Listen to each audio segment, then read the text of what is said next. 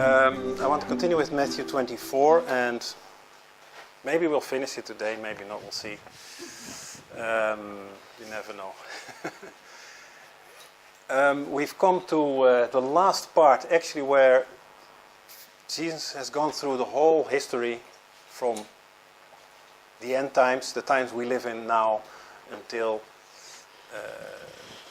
through the tribulation period, his second coming, the millennial, and then the new heaven and the new earth. The whole history line of our future is actually given there. And in this last part, he actually rewinds and he goes back to the beginning, to where it all starts, when for his children the delivery comes in form of the rapture, and for the world destruction comes. And that's the last thing we talked about last week. He likens it to the days of Noah. He says it will be like those days when the day is there of the coming of the Son of Man. So we looked into some of the things that happened during the days of Noah to see if there is a connection with our days. And we talked, among other things, about this genetic corruption of actually all of creation. And indeed we see this, well, maybe you don't literally see it, but if we dig a bit and do a bit of research, it's evident that this is going on a large scale in animals, plants and human beings. If we look the same thing up in the Gospel of Luke, he adds another thing to it. And let's read it. This is Luke 17, verse 28 and verse 29. And just for to be clear, the whole purpose of this is to see whether these things are going on now that Jesus said almost 2,000 years ago that would happen. Are they actually really happening now? And that, of course, gives us again an indicator of the times we live in. So Luke 17, verse 28 and verse 29. Next page. Yes. Likewise, also as it was in the days of Lot. They did eat, they drank, they bought, they sold, they planted, they builded. But the same day Lot went out of Sodom, it rained fire and brimstone from heaven and destroyed them all. So it's similar words as we read in Matthew, where he says it's like in the days of Noah. They were eating and drinking, marrying and giving into marriage, and then sudden destruction came. Here he says more or less the same. They were eating and drinking, and they bought. It means they were trading. They bought and they sold. They were doing business. They were planting. You plant if you expect that there's a lot of time to grow that which you plant. So they were not all thinking of destruction or of end or anything like that. And there was, of course, a lot more going on during the days of Lot. We know the story of Sodom and Gomorrah from Genesis. And one specific big sin that was going on was actually where we have the verb to sodomize from. That was what was going on. The men preferred this over normal sexual intercourse with women. And in Genesis 19 this becomes very clear.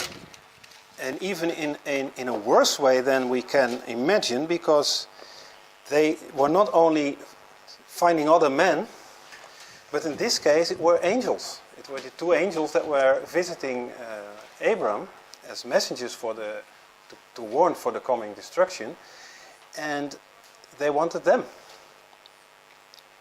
In Genesis 19, verse 5, Genesis 19, verse 5, and they called unto Lot and said unto him, Where are the men which came into thee this night? Bring them out unto us, that we may know them. So they know that these two men had gone into the house, and now they want him, and they say that we may know them. That is, of course, a translation. It's not that they wanted to get to know them. The word to know is to have sexual intercourse with them. That's what they wanted. That's what it means to know them. We find this same phrase several times through the Old Testament. For example, also when after this whole destruction, the daughters of Lot went with their father. They also knew him, it says. So this is how it's being translated. But if we take the original words, it's very clear what is being meant. And of course they were interested because they were perverted, and now these were angels, so they wanted to try this as well. And it becomes even more clear if we go to the other end of the Bible, to the book of Jude. That's the last book before Revelation. Because he speaks also about this event. The book of Jude, verse 7. And we read from this before. In verse 6 it says that it talks about the angels that left their first estate. We talked about this, I think, last week. And then in verse 7 he says, even as Sodom and Gomorrah and the cities about them in like manner, giving themselves over to fornication and going after strange flesh, are set forth for an example, suffering the vengeance of eternal fire. So, speaking specifically about Sodom and Gomorrah, and that they were giving themselves over to fornication. This we can comprehend how bad it is, but still. But then it says, and, in addition, going after strange flesh. And the word strange there, heteros, I think it's in Greek. Heteros. It's of a different kind, but distinct, so specific. It's not arbitrary. So it's a different kind, but a specific different kind that they were after. And which means angels. Whether it be fallen angels or the angels that God had sent to Abram, they were after them. They were after strange flesh. It goes a bit further. It's not, well, further. It's not limited to human beings and angels. They also went after the animals. They tried everything. And it was very bad. And that's why they served as an example to be destroyed by fire, because that's exactly what's going to happen during the tribulation period.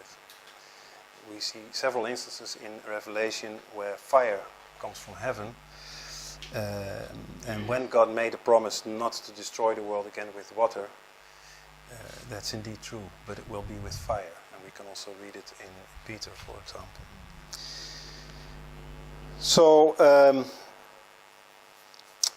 we have today the word to sodomize, which is, of course, has everything to do with homosexuality, which is more present today than ever, more open, I would say, in our societies. And actually, if you speak against it, you're the one who is crazy and who's wrong. It is becoming the norm, actually. And it's even more ironic that this symbol that God gave after the flood, that he would never do this again this way, the rainbow is being used by, let's say, the LGBT community as their symbol. If this is not defiance against God, I don't know what is, but people are really crying for judgment. And so, is it not very true what Jesus said there? It will be like in the days of Lot. All these things are going on. Recently, I think we mentioned it here recently, in Canada, bestiality is legalized. And whether it's legal or not, it's happening everywhere.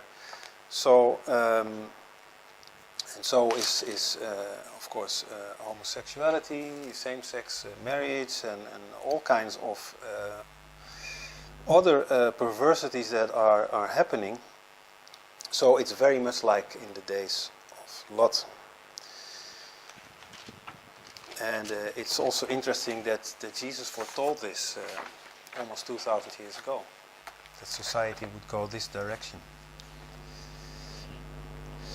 Now, if we put this together, what happened in the days of Noah and what happened in the days of Lot, and we just pick some of the characteristics there, then, and I listed a few.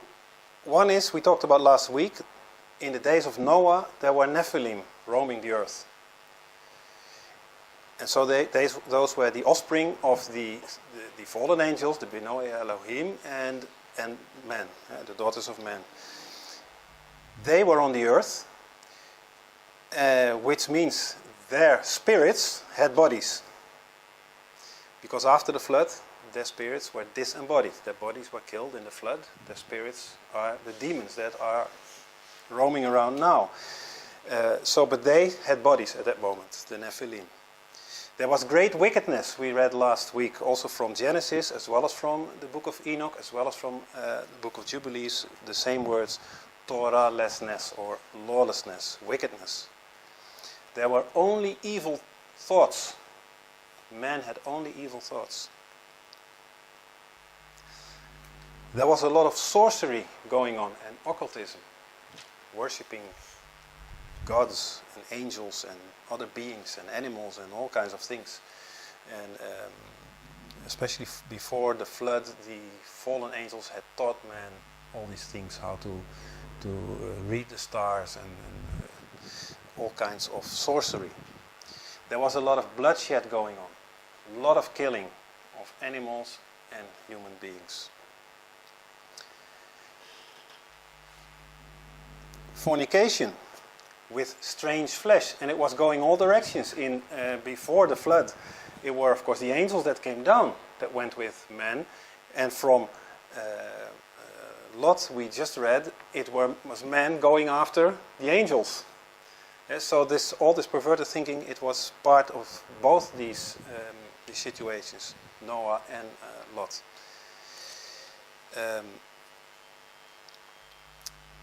And in spite of that, in both cases, Jesus says they were eating, they were drinking, they were marrying, they were being given into marriage, they were buying, they were selling, they were just doing their business as if everything was normal.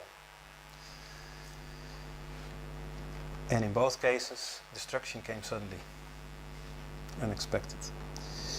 So if we look at our day today, then the first is probably the most difficult thing to get your head around. In the days of Noah, the Nephilim had bodies. Then, through the flood, they became demons. Now today, more and more of these demon spirits get again bodies. And that's what they want. And they have always tried that through possession, to possess people. And we know a lot from the Gospels how often Jesus drove out demons from men.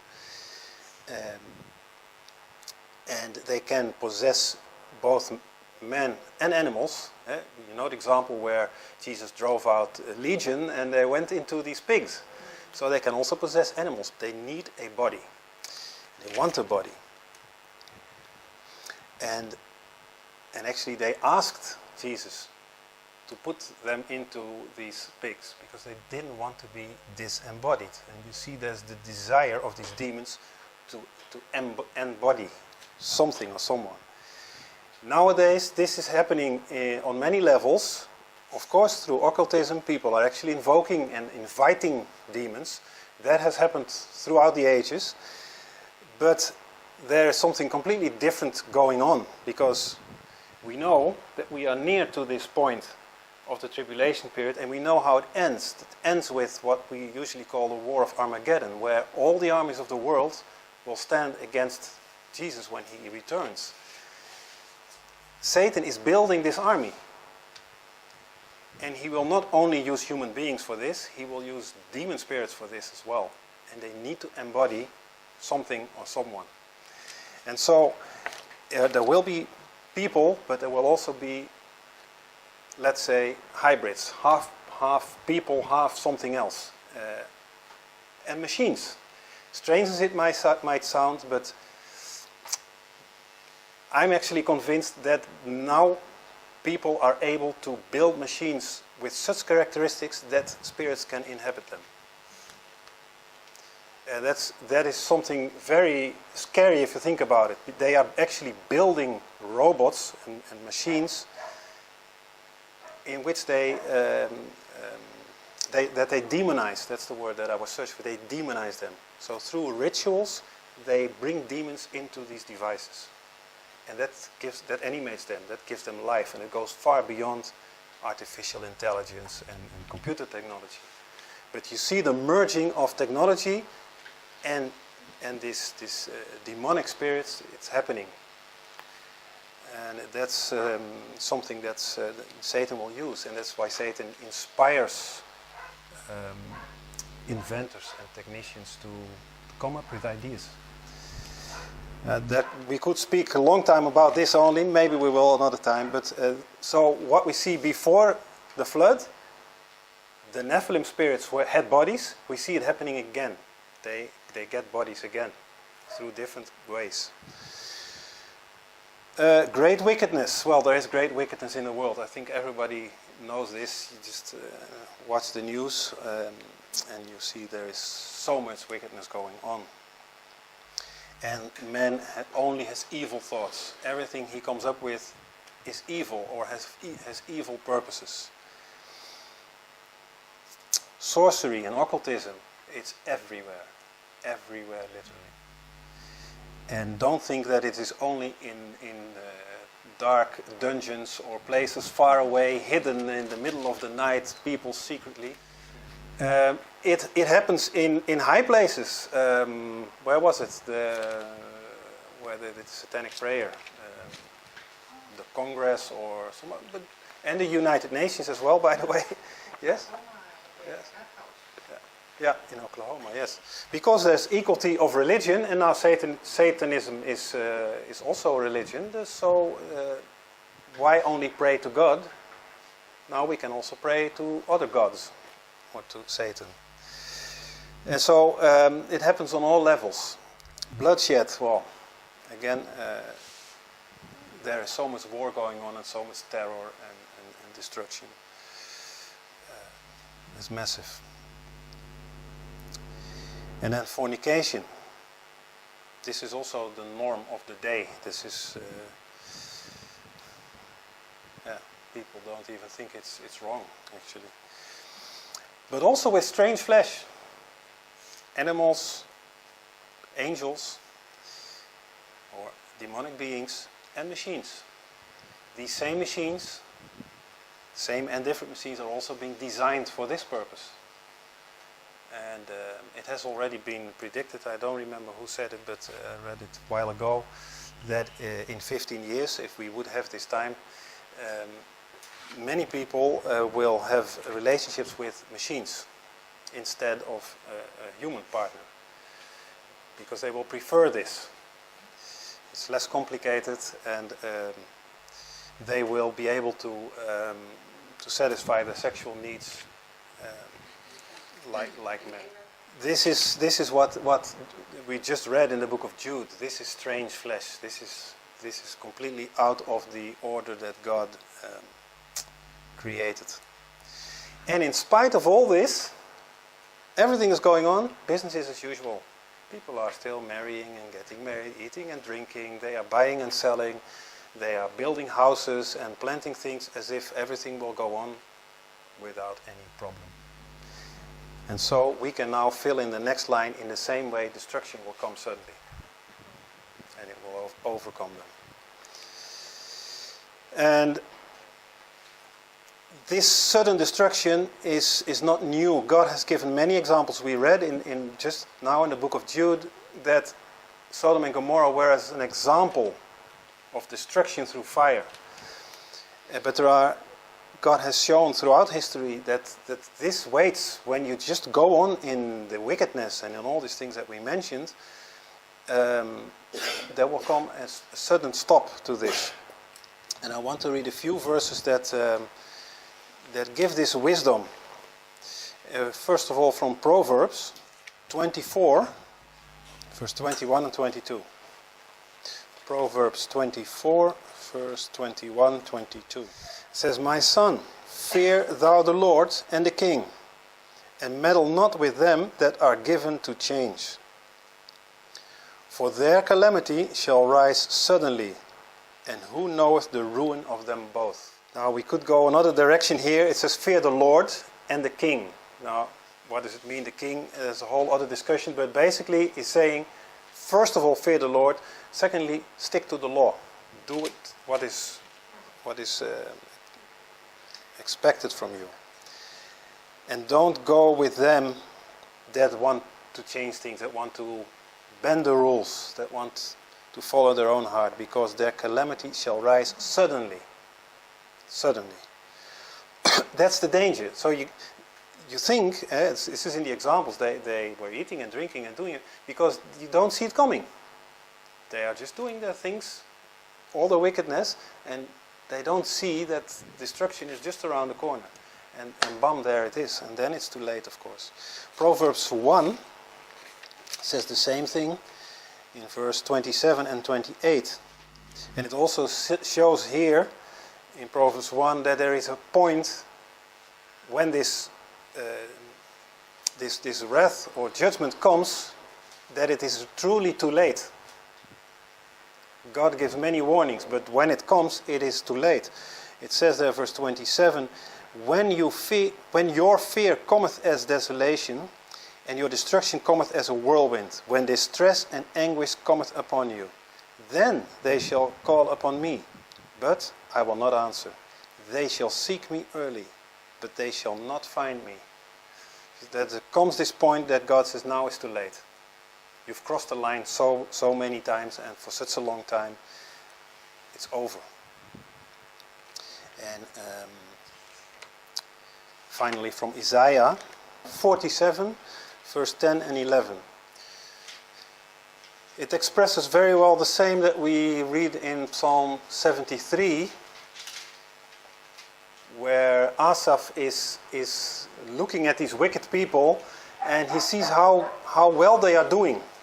They are enjoying their lifestyle, and they are successful with it. They do all the worst things, everything against God's law, and everything goes well. And then Asaph, he's thinking, why am I following God's law? And I'm working, trying so hard, and I'm not even successful. And what does it bring me? Why can I not just be like them? That same feeling is here, is expressed here. And then in verse 10 it says, for thou hast trusted in thy wickedness. Thou hast said, none seeth me. Thy wisdom and thy knowledge, it had perverted thee. And thou hast said in thy heart, I am, and none else beside me.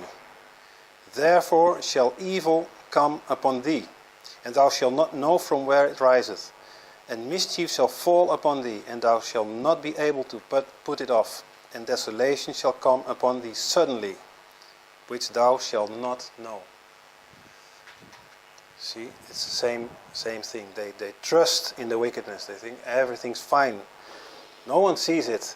And this is of course the worst you can do, you say in your heart, I am. I am is Yahweh. It's the name of God. It's basically saying, I'm God. No one can touch me. But then evil shall come upon thee, suddenly. You will not even know where it comes from, so sudden it will come. Now Jesus does not say this to scare, well, in a way maybe he does, but the purpose is not to scare people, the purpose is to warn people.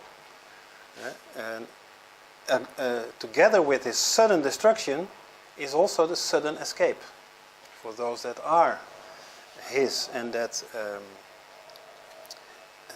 have surrendered their heart to Jesus. I want to go to Lamentations 4 verse 6.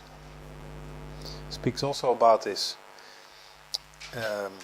For the punishment of the iniquity of the daughter of my people is greater than the punishment of the sin of Sodom, that was overthrown as in a moment, and no hands stayed on her. So again we see the comparison with Sodom and Gomorrah. But now he speaks about the daughter of my people, the offspring of my people, and their punishment is even greater. Why? Because they are God's people. Sodom and Gomorrah, these people were not God's people. They were not in any way following God or interested in God's laws. But it's even worse if you know God's law and then you go against it with all your heart. So it says again, it was overthrown in a moment, and no hands stayed on her. Now, Lamentations chapter 4, if you see the number of verses it has, it's 22. It is an arachstignon. We talked about this before, which means for every letter of the Hebrew alphabet there is one verse. And every verse starts with that specific letter. So it's a certain writing style. So the first starts with the Aleph, and then the Beth, and so it goes on. And so this verse is verse 6. And 6 is the Vav. 6 is the number of man. On the sixth day God created man. It's also the number of sin. Through one man sin came into the world. So it's interesting that this punishment of sin is linked to the Vav, to the number of man and the number of sin. Now the Vav, if you write it, it's like a hook. And actually the word Vav means hook in Hebrew. So it's a word, and the character is a depiction of the word. It means hook, or actually more specifically it's tent peg. So it's a hook for a tent. The first time this letter is used in the Torah is when it speaks about the alphabet, the tabernacle. It's a tent, and it had these ropes, and they were with pegs, they were set. That's the first time when the word Vav is being used, not the letter but the word. And interesting is that all these chapters that speak about the tabernacle, each chapter starts with a Vav. It's the hook that holds that chapter. And it has as many chapters or sections, as you can see it clearly when you see it written on a Hebrew scroll, as many as the tent, the parts, the segments of the tent, of the tabernacle. So it's literally, the design of the tent is in the text. It has the same amount of columns, let's say, and they all start with this Vav. So they are with this hook. Now, when you have a tent and you pull the pegs out, the tent collapses suddenly. So it's the hook that keeps it up, so to speak. So it keeps it up. That's let's say salvation. It saves the tent. But when you remove it, it's destruction. It goes together. You see that salvation and destruction comes. What is salvation for one is destruction for the other. Just depending on which side you are. Now, finally, it also points to a nail, the Vav. The nails with which Jesus was pierced to the cross, or nailed to the cross. And there were 3 nails, for each hand one, and one through both feet. So Vav, Vav, Vav are the 3 nails with which Jesus was nailed to the cross. And if we say Vav, Vav, Vav, it's 666. See, it's the number that we read in Revelation 13, verse 18. And so, when Jesus was on the cross, his death brought salvation and judgment. It's also judgment for all those that do not accept this sacrifice. So it's salvation, it's judgment. And thirdly, while he was dead, he went to hell, so to speak, or to Hades, to the underworld, let's say, and he proclaimed victory over evil. So it has 3 characteristics there. So for each nail, 1, 666. And it's judgment for those that reject him, it's salvation for those that accept him, and it is victory over evil. And this comes out very clear in Revelation 12, when there is a war in heaven, Michael and his angels against Satan and his angels. And it says that Michael and his angels overcame the dragon because of the blood of the Lamb. Because of the victory of Jesus, evil was defeated and is defeated. The victory is here already. So why do I say all this? In this verse in Lamentation, it comes together. You see the Vav, you see the destruction and the salvation. It comes at the same time. It's sudden destruction, and it is also the sudden escape. The rapture is the escape, but it's destruction that is on the world. So I want to place this in our figure. This is what I've done. Verses 36 through 39, sudden destruction. And when we fill in the legs, you will see where we get. But there's a clear structure coming now. Because you see, one hand says rapture, that's an escape. The other hand says second coming, that's an escape. This is the Gentile church, that's the Jewish church. There it says sudden destruction is also an escape, if you will, a fall into darkness. It's also an end. The other foot will also have an end. They're all ends. For the church, for the Jews, for the non-believers, the wicked ones. It's all endings. Now, fortunately, Jesus does not end there, because it's a bit doom, of course. But it shows how serious everything is. But he continues, if we go back to Matthew 24. So this was verse 36 through 39, what we just did, speaking about the days of Noah. And then he continues in verse 40 and 41. And there are quite a lot of Christians that do not believe in a rapture. And they explain all these verses that Paul speaks about in a different way. But these two verses are so specific, and it's Jesus' own words. I wouldn't know how you would explain this if it's not about the rapture. So, verse 40 and 41. Then shall two be in the field, the one shall be taken and the other left. Two women shall be grinding at the mill, one shall be taken and the other left. So the action that these people are doing, they are in the fields, they are working. This shows they are not expecting anything. They're just doing their work in the field. If they would have expected this to happen, they would not be in the field. Or the two women, they are grinding at the mill. They would not be doing this if they would expect that one would disappear. So you can see it's sudden, it's unexpected. And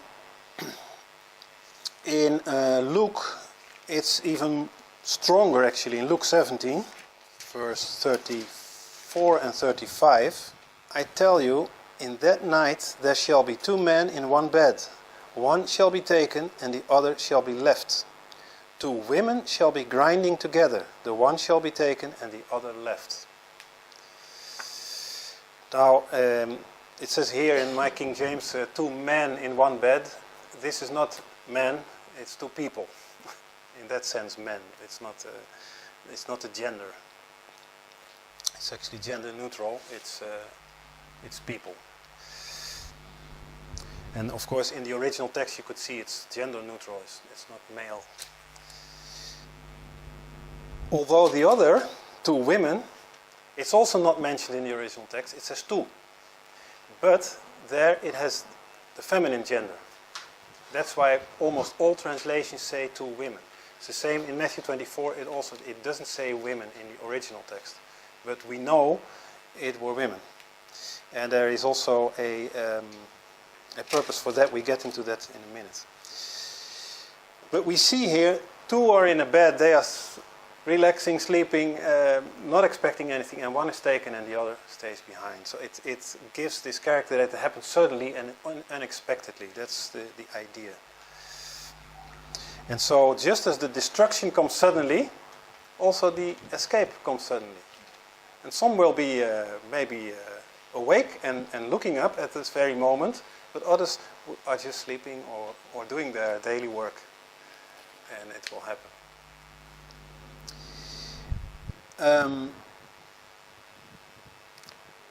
And these are Jesus' words, and they are so much in concord with what Paul writes in 1 Corinthians 15. 1 Corinthians 15 is the first time that Scripture openly reveals the rapture. And there's a purpose that this is so. It had to wait until after Jesus' ascension, because it has to do with Jesus' return. And he cannot return before he leaves. So everything before, even Jesus, his own words, are a little bit obfuscated. They're not 100% clear. They were not until afterwards, until we have the letters of Paul and, of course, the book of Revelation. And now everything is clear, also the Old Testament scriptures. But 1 Corinthians 15, it is there where Paul says, now I will reveal to you a mystery. And then he's going to explain what's going to happen. And he says in verse 52,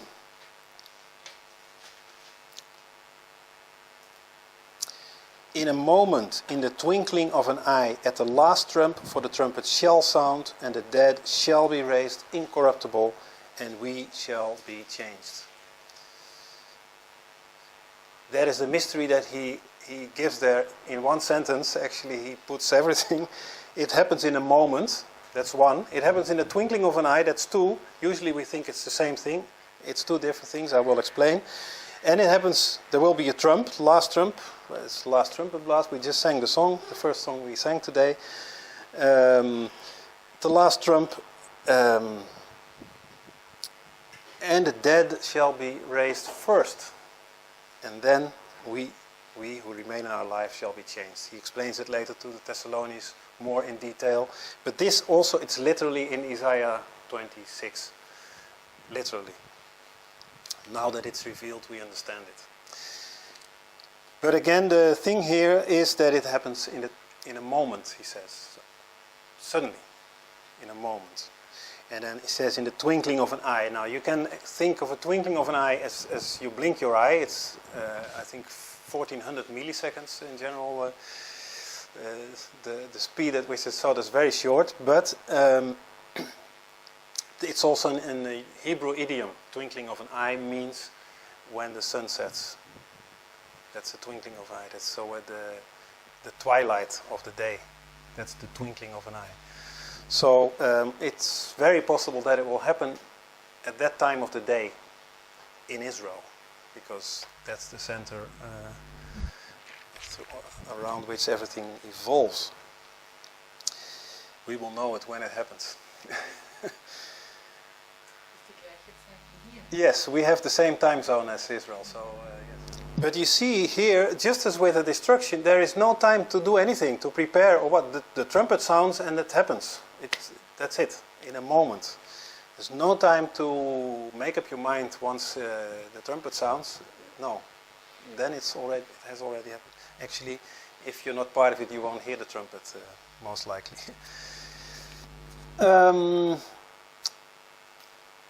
So I want to talk a little bit about these women. Why are there two women at the grinding at the mill? It became very clear to me a few years ago when I read it. It was there, why it was women, and I also looked up whether it's truly so. And indeed, in the original text, it has a female gender, the word two, whereas in the previous verse, where it says man, it has the neutral. It's just two people. So, why is it women? First of all, it's very practical. It says they were grinding at the mill, and this was typically work that women did. The mill, it were actually two stones, one fixed and one was on top of it and rotating, and there was a beam going through it. And they would, it was not very big, they would sit each at a side, push the beam, and then take the other end. And this is how they were rotating this stone. And they were grinding. So two women grinding at the mill, it's exactly that. And it was work that women did. It was actually regarded a very low job.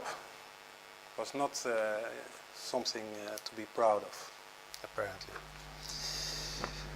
So from that you can say, okay, but then still, why this example? Why women? The word woman gives a completely different dimension to this verse. Because a woman is in the Bible a metaphor for something. And maybe you remember, because I mentioned it a while ago, in Revelation 12, the first verse, it says, there appeared a great sign in the heavens, a woman clothed with the sun, the moon at her feet, and a crown of 12 stars. That's a woman, and we said that's actually a nation. It's Israel. Now that's one meaning of woman in the Bible, is a nation. There's another meaning that a woman can have, and that's a church. Church. Now churches did not exist until after the day of Pentecost, actually. So after Jesus ascended to heaven, the day of Pentecost, then the church is officially born. So you would think that's only actually the second half of the New Testament. No, if you go back to the Old Testament, you will find women that represent a Christian church. It is very interesting that this is in the Old Testament, already foretold. And we will go there. So the church is, as we know it, since Pentecost, Shavuot. That's when the church age started. The church age lasts until now, and it will last until the rapture happens. That's when the church is taken. And you see in Revelation 4 verse 1 is the rapture. From that moment on, the word church is not mentioned anymore until the second coming, Revelation 19.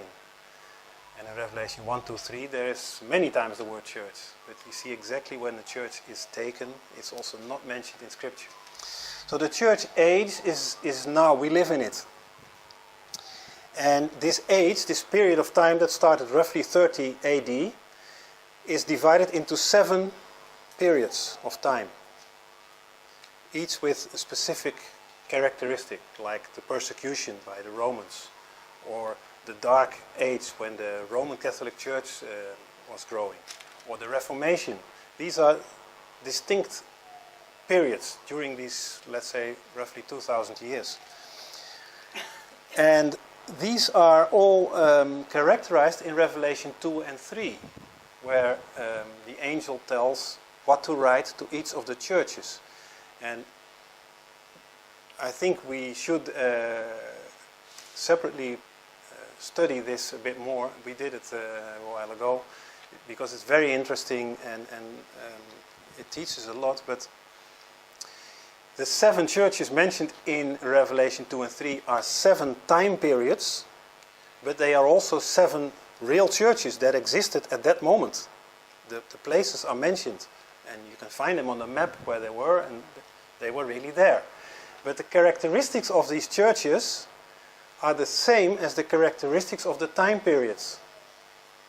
Yes, so if we have the time period of persecution, the church that was persecuted has the same character. So when Jesus speaks to these 7 churches, he also addresses the different time periods. He also addresses 7 characteristics of Christians. If you put 7 Christians together, you have different characters, different ways of how they live their Christianity. And so he also addresses this. So it has multiple layers. And the last church he mentions in Revelation 3, the last 10 verses or so, is the church of Laodicea, which is the lukewarm church. And that describes our time period. We live in an age where Christianity is lukewarm. It's not hot for the Lord, it's not cold. There is some form of spirituality, but it's not really what God asks. So that's lukewarm. And Jesus says, I will spit you out. I'd rather have you hot or cold.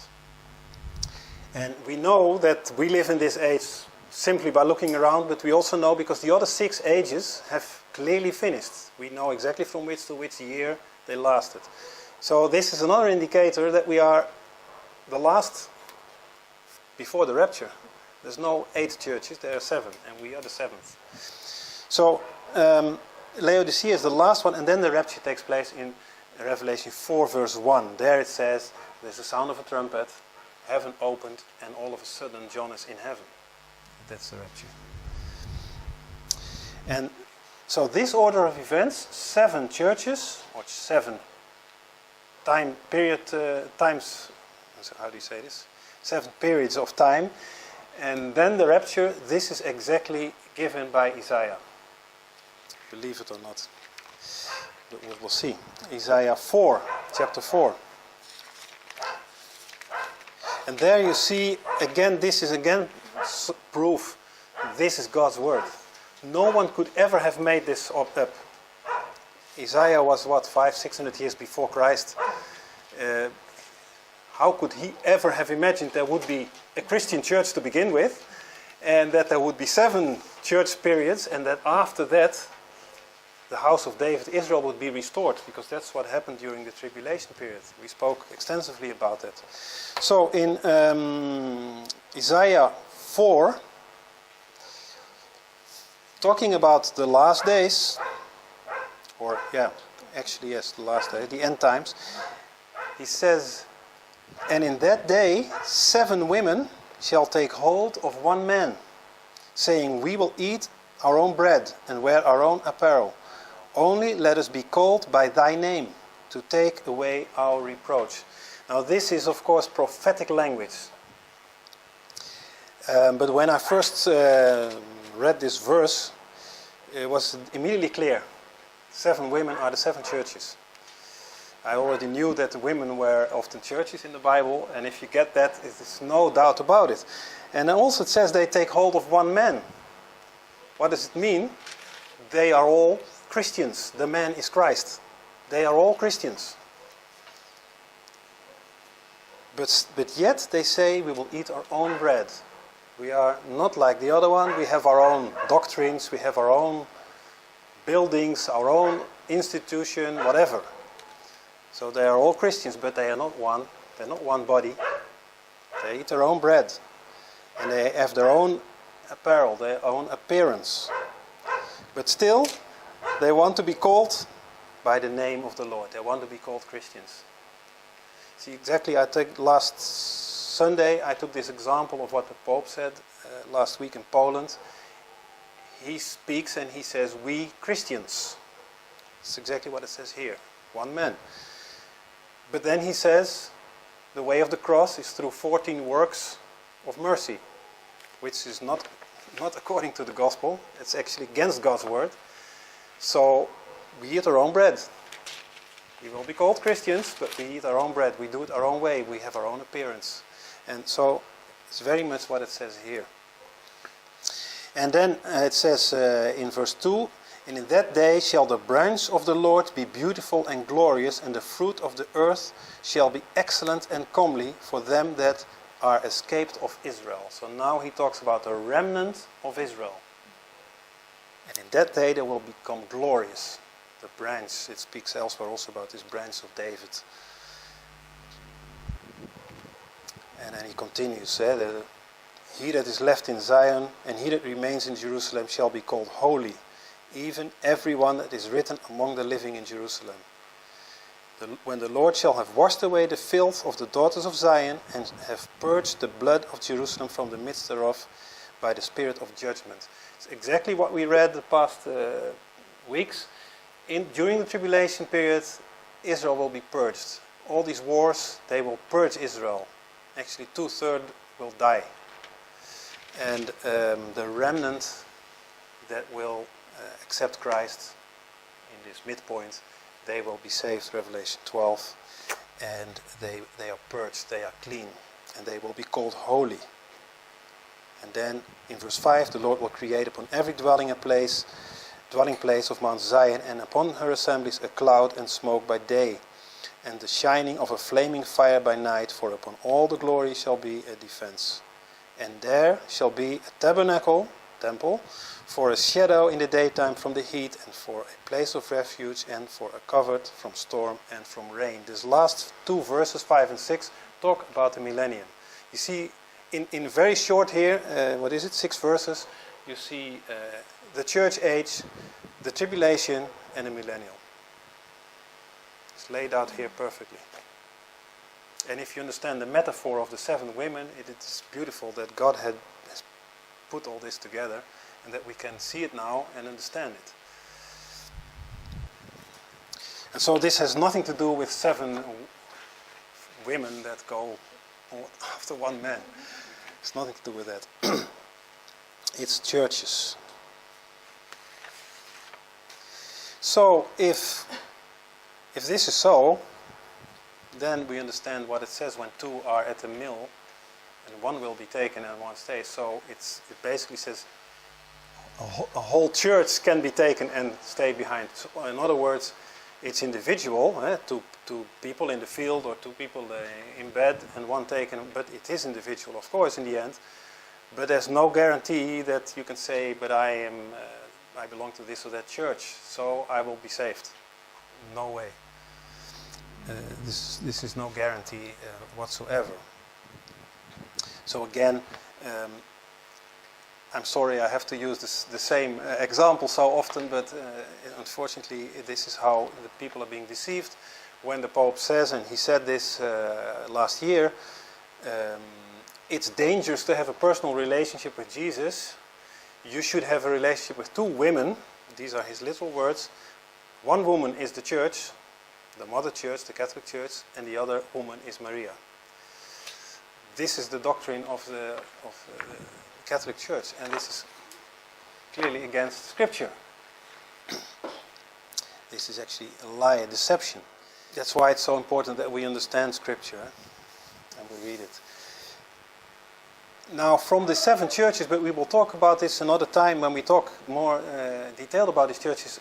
There is one church that escapes in Revelation. I'm talking now, this is general. There is individuals can be in any church that are saved. But there is one church that literally talks about this. That's the church of Sardis. It's not the last church, Laodicea, the lukewarm. It's Sardis, with the dead church. It's dead, and there is escape from there. Which is again also a beautiful picture of resurrection from the dead. And it's in Revelation 3 verse 1. Revelation 3 verse 1. And unto the angel of the church in Sardis write, these things said he that hath the 7 spirits of God and the 7 stars. I know thy works, that thou hast a name, that thou livest and art dead. So this is a dead church. Now, Jesus has victory over death. He rose from the dead. So there is also here light. In verse 4, thou hast a few names, even in Sardis, which have not defiled their garments, and they shall walk with me in white, for they are worthy. So among them there are a few, he says, that have not defiled their garments, and they shall be with me. So they will escape. And interestingly enough, Sardis means those that escape. And the period of time in history that Sardis represents is the Reformation. And the Reformation is the escape from the Catholic Church and the Catholic doctrines. From that came the Protestant churches and the evangelic churches. And the Bible founded Christianity instead of doctrine-based. So Sardis has this characteristic in everything, in the physical church, in the meaning of the name, and in the time period. So the 2 women represent churches, and that's why this example is used by Jesus in Matthew 24 and in Luke 17. And it's, if anything, it should teach us that being member of any church does not guarantee anything. The salvation is individual. It's always individual. And we will all be held accountable personally. We cannot say, yes, but Lord, I'm a member of this church. Here is my card, see? And it doesn't go like that. So it says also, in other words, many people will not be ready. 2 in the field, 1 will be taken, 1 left behind. So not everybody's ready. 2 in the bed, 1 taken, 1 will left behind. But also many churches are not ready. And there is, of course, a heavy responsibility of the persons that teach there to prepare the people. And of course, there's a lot of scripture pointing to this responsibility that we have, especially in the last days that we live in. So verse 40 and 41 is the rapture. Clearly.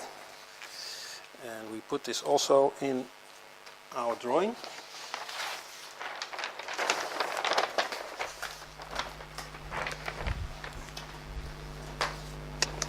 The other foot. So you see the hands and the feet are always endpoints. Literally, but also metaphorically. It's rapture, rapture, and then it's second coming and the sudden destruction. Basically, Jesus is done here by saying everything he wanted to say. He has given the outline, he has given this warning in the end, sudden destruction, together with a sudden escape. And the rest of this chapter is warning, again warning. And it expresses the love of Jesus, that he does not want anyone to miss it. He doesn't want anyone to be destroyed, like in Sodom and Gomorrah or during the flood. He wants everyone to be saved. Because what follows is basically to deal with Israel, with God's people. It's not a place for the others to be around, because it's not called tribulation period for fun, because it's tribulation. It's very bad time to be on earth. There is only misery, as we have talked about. And that's why he continues in verse 42 and he says, watch therefore. Now he gives a very clear instruction. This is what you can do now. He says, watch, because you do not know what hour the Lord comes. We mentioned this last week. He begins by saying, you don't know when. Then he points it to the season. We know the season already. Then he says, you do not know the day or the hour. Now he says, you do not know the hour. And so those that are his will know the day. I'm pretty convinced of this. Not all, because these people that were working in the field probably had no clue that it was that day. So not all will know this, and it will not be any problem. They are still saved. If they are right with the Lord, then they are still saved. So it's not that important. But we get a clear instruction, watch. And then he says, because if the good man of the house had known, I'm in verse 43, Matthew 24. If the good man of the house had known in what watch the thief would come, he would have watched and would not have suffered his house to be broken up. Therefore you be also ready, for in such an hour as you think not, the Son of Man cometh. So he says again there, in such an hour you think not. He is now speaking not to everyone, he's speaking to his disciples. Because remember, this was how we started. He's speaking to his disciples. He says to his disciples, you do not know what hour the Lord comes. So that's to us, if we are his disciples. Because the world has no clue whatsoever. They will be, as we just read, they will be overtaken by sudden destruction. But as his disciples, we have to be watchful, because we won't know the hour. And he says also there, you do not know in what watch the thief would come. Now, the watch is a period of 3 hours. Yes, when the sun sets, there starts a period of 12 hours, which is basically the night. The first 3 hours is the first watch, the second 3 hours, the second watch, and it goes on until the fourth watch, and then of course in the fourth watch the sun is already up again. And so roughly, but depending on the season, it's from 9 o'clock in the evening till 9 o'clock in the morning. That's when it says, for example, I think it's at Pentecost, yes, Shavuot, it says when the day had fully come. This means it was after 9. It was really all 4 watches passed, then the day has fully come. So sometimes you have these terms. But this implies that it is in the night. And it implies that you know what night, but you just don't know what hour, what watch. And in the Gospel of Mark, it says more or less the same in Mark 13. Mark 13, verse 33. See, and you see the contrast here. In verse 32 he says, "But of that day and hour knoweth no man." This is general. We talked about this last week. But then in verse 33 he says, "Take you." Now he's addressing his disciples specifically. He's not talking about men in general. "You take heed, watch and pray." Here's the instruction again. "For you know not when the time is." So now he's not speaking about a day, an hour, or certainly not about season, but about the time.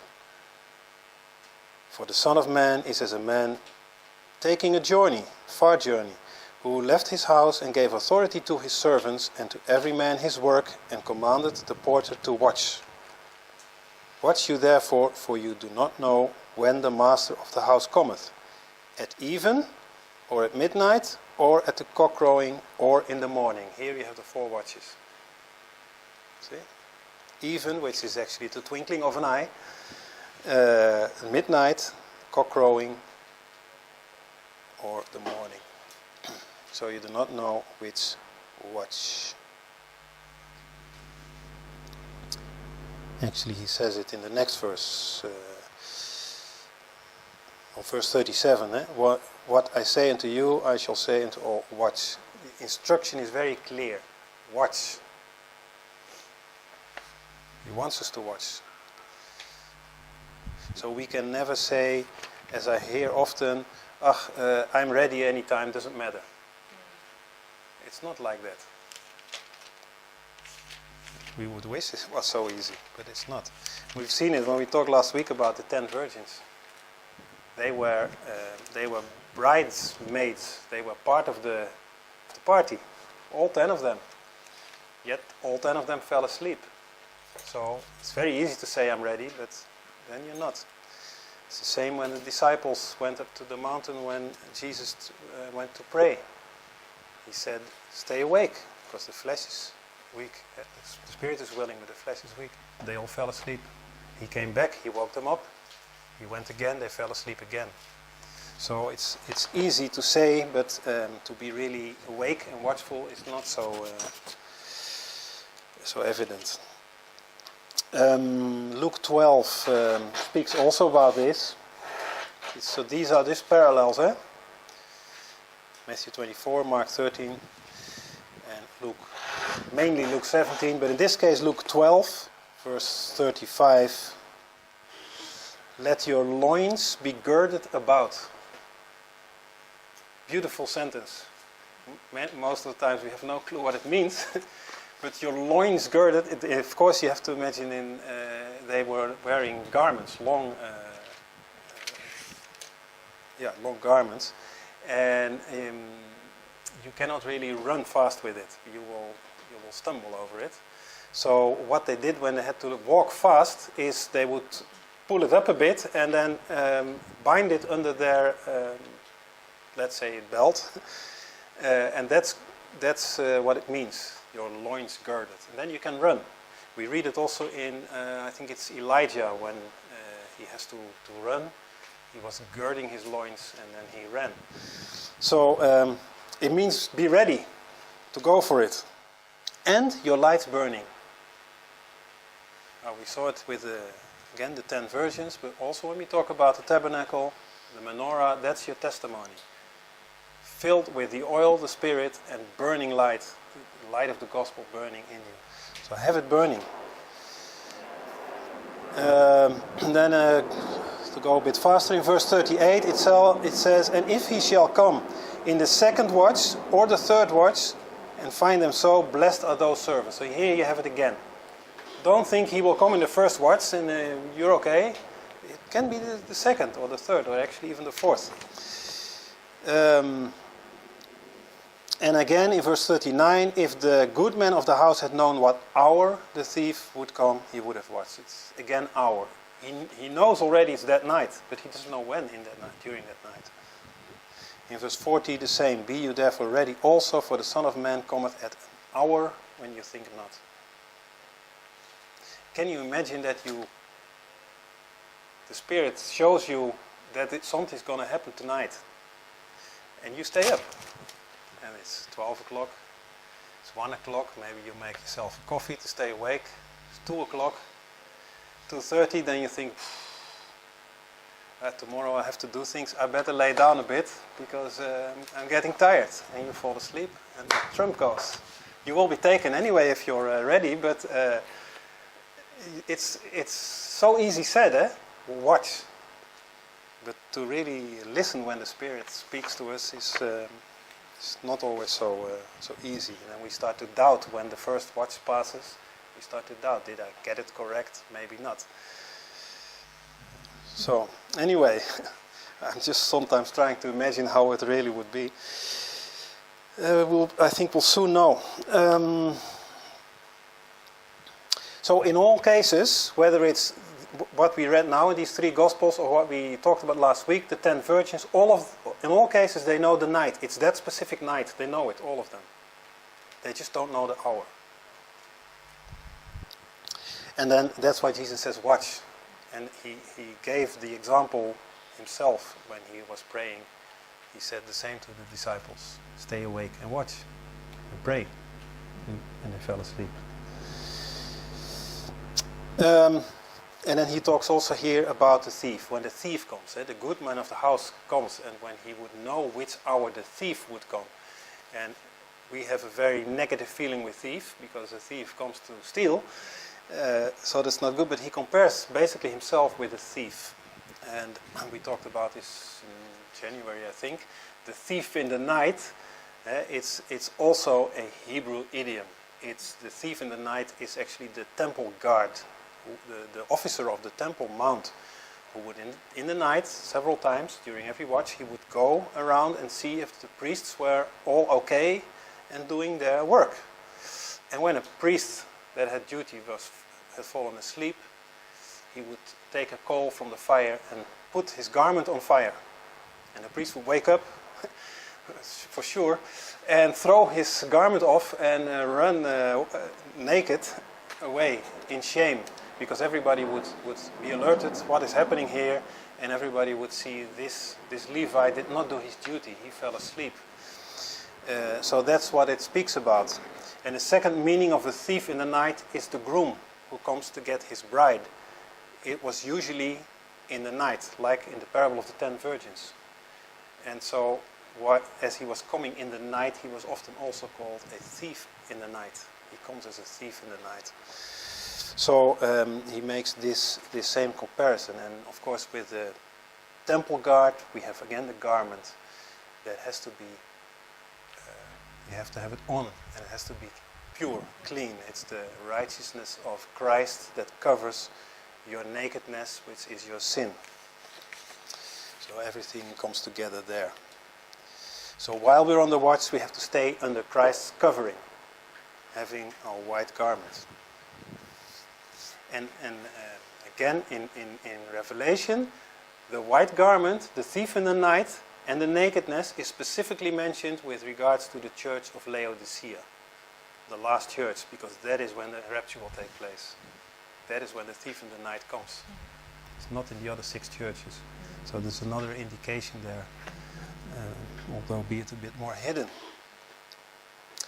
So when he talks about the thief in the night, or when he talks about the thief in the night being the guard of the Temple Mount, or the groom who would come, in both cases it does not mean unexpected.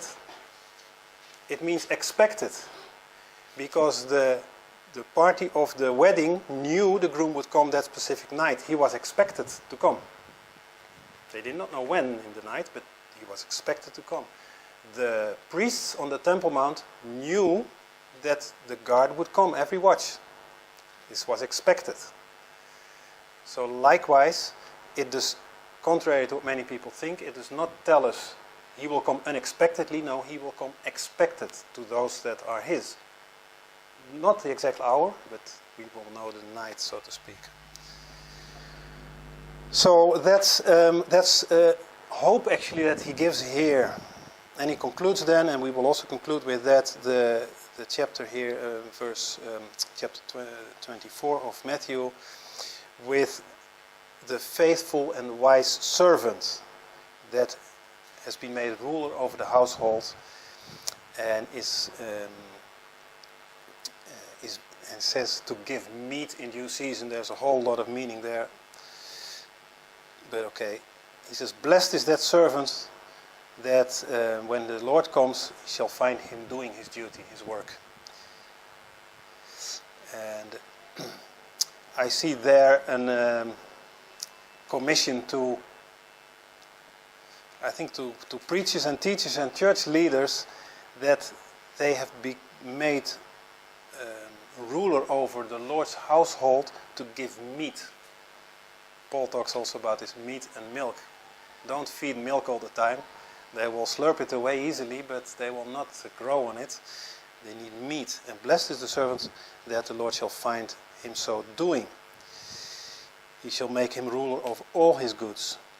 But the evil servant that says in his heart, my Lord delays his coming. It's exactly it. He delays.